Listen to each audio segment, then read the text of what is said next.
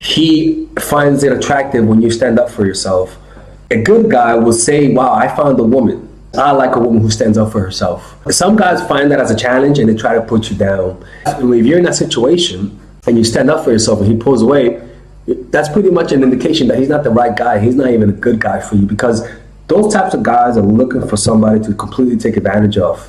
Standing up for yourself, they find it attractive. An immature guy would not find it attractive. He'll see that as a challenge and as an inconvenience. When a guy says I love you, but his words don't match his actions, it just means he doesn't love you. He takes 3 days to respond to your text, he doesn't love you. He smacks the shit out of you and name call you, that guy doesn't love you. Focus on the actions more than the words, and focus on the negative more than the positive. They say a lot more about the person because it's hard to hide the negative, and it's easy to use positivity as a smokescreen to the negative things that people done to you. Guys lie about their debt and income. Okay, I don't know how much in debt the guy is, or how much he actually earns before you in a relationship with him, and how much debt he is. Before marrying a guy, you gotta make sure he's not in debt. Because if he lies about the debt he's in, he's a fucking liar from the start. Well, if they like you too fast, too instantly, they want to be buddy too quickly, they're just getting close to you to hurt you. So it's kind of like, don't trust what people, not trust your smiles, but not taking it too seriously. It just means that you thought they liked you, you raised your expectations, and then you were disappointed. The more nice they are in the beginning to you, the more just be a little distant and just slowly get to know them. Fakeness is unavoidable. What you want to do is notice it when you're being fake. That'll show you a lot. You gotta pay attention. If you don't know when someone's being fake, then start with yourself. And you have to take things as they come. And if this person is being fake and you recognize it, then you gotta leave. You gotta ask yourself, okay, what were the first signs that they were fake? How did this person act differently compared to somebody who was real? And what you'll notice is that you're going to encounter many of those people in your life. And over time, you're going to be able to catch those patterns quicker. And the better you get at it, notice that part of the brain is more relaxed. I think it's the prefrontal cortex is just more relaxed. And so because it's so good at it, they'll be able to do complex things and be able to think about random things just because they're so good at it. Adornments in terms of jewelry, that type of stuff. Like wearing jewelry or even wearing earrings. Women like that type of shit. Even if you kind of look half gay, they like that even more. A lot has to do with the adornments because at the effects it has on women. Notice how a woman who's wearing nice adornments looks more attractive. What makes you think it's not the same with men? Other male species of the animal kingdom wear adornments. Oh, adornments do help. That's why rappers wear bling bling, all that shit, because it does work. It makes you look higher status, just having decent adornments. Rather than just wearing something plain, wear something. If the man isn't consistent from the beginning, if he's taking 10 hours to respond to your text from the beginning, if he's canceling dates from the beginning, or if a man does any of this shit in the beginning, ladies and gentlemen, just find another man. Be more difficult on people in the beginning. It's almost like you're an employee. If you're late on the 3rd year of your job, okay. Motherfucker, if you're late on the 1st day of your job, my nigga, just go back home. Just go back home. Like, you want to be difficult in the beginning because men show themselves who they are in the beginning by being inconsistent. The problem is that a lot of you guys like that shit unconsciously. A lot of you guys unconsciously react to men being inconsistent. That's your main weakness, your words. Men using words and you guys, I'll always be with you, right? And men who are inconsistent. It's a weakness for women. You remind them of somebody. That's a projection. It's just an image that you put up on a screen that completely fills up a blank space. So that blank space is the person who they're falling in love with. They're not over their exes. Have you ever lost somebody? A lot of people remind them of you. And why is that? Because you miss them. Whenever you meet somebody that kind of reminds you of your person who lost, those emotions will be transferred onto that person. So if an ex breaks up with a guy or hurts him, right? And they're still not over that, and you remind them of that person, what you'll notice is that this person will fall in love with you pretty quickly. But they do fall in love deeply, emotionally. And as long as you maintain some distance, you could possibly maintain that. How do you know it's a projection? Look at their exes. See if you kind of look like them. Notice if they fall in love fast with you. Those are all the signs that the person is falling in love with you because of a projection. Anger issues. And when I say anger issues, I mean any kind of destructive emotion that leads them to lose control.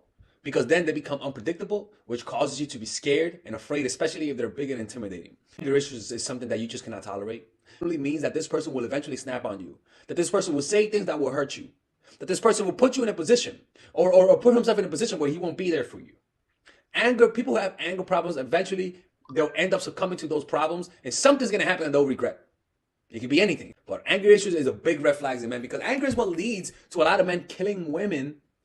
And this goes with not just anger, but jealous men.